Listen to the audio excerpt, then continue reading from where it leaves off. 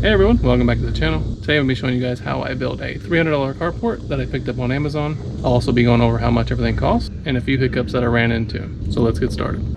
We had a fairly severe storm come through a couple months ago, and it actually broke the straps that held the tarp down and blew the actual carport onto my neighbor's house. So the first thing I did was I went ahead and prepared the site for where I was going to be building the carport.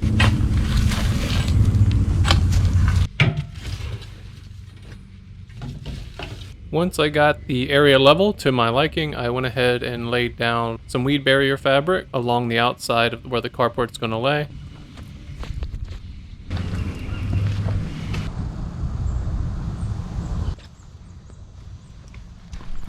For some reason my camera did not record us bringing in the railroad ties, but it did take 8 railroad ties, which are 8.5 feet long each. I laid these on top of the weed barrier just to hold the weed barrier in place along the edges. I will say that railroad ties are extremely heavy. I want to say these were probably about 200 pounds each, if not more. I do recommend that you have someone help you lift these if you do decide to use railroad ties. I went ahead and got all the railroad ties squared up, made sure everything was equal distance from each side and everything was level.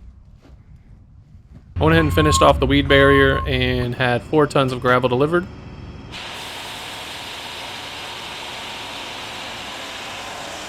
And just took a rake and spread it out evenly. Alright, once I got the rock leveled, I went ahead and started working on the carport. The carport that I picked up on Amazon is actually called the Gardezol carport, which is 12 foot by 20. It does come with a powder coated steel frame, and one of the main reasons I decided to go with this kit was because it uses 1.2 millimeter thick steel tubing and overall should last much longer than the cheaper ones you can find in the stores. Here's the manual. This requires 2 people in about 40 minutes. We'll see if I can do it with 1.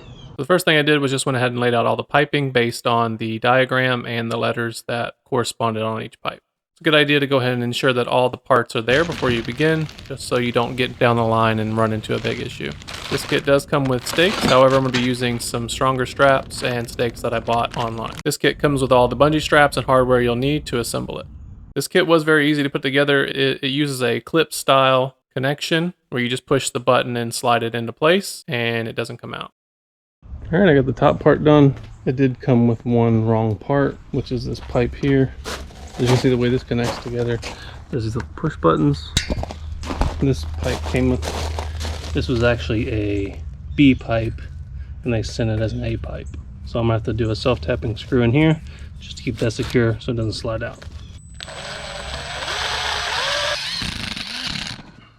This kit does suggest that you use 2 people when building this carport. Since I didn't have anybody home with me at the time, I used a ladder in the center of the carport to hold up one side as I installed each leg. Once I got one side completed, I moved the ladder to the other side and repeated the same process. Next, I went ahead and leveled each post and screwed them into the railroad ties.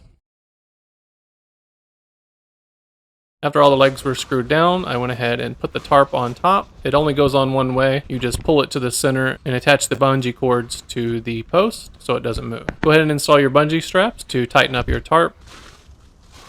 Once I got the roof put on, go ahead and install your stakes. If you decide to use the ones they gave you, go ahead and use those. Like I said, I'm going to be using some hurricane straps. These are rated for, I believe, 150 miles an hour, and I'm going to be using 3 on each side. For the straps, instead of using the rope that it came with, I'm going to be using actual come-along strap. Each one of these straps is rated at 1,800 pounds brake strength, so I shouldn't have any issues with it flying away this time. So I did end up putting up a 4x20 foot tarp on the sides. This doesn't come with the kit, this is extra, but I just put this on here to keep the leaves from going inside my boat. To add this tarp, I did have to buy some extra bungees, which I just connected on the top along with the roof tarp, and then to hold it down on the sides, I just bungeed it to the side poles. Overall, it does a good job. It keeps all the leaves out of the boat and keeps most of the rain off as well. I know some of you guys probably are questioning how much this tarp moves when the wind is kicking up. We did have a pretty bad storm here the other day, and overall I was impressed with the way it held up. We had some pretty strong gusts, probably around 30 miles an hour, and overall I didn't have any issues with the carport.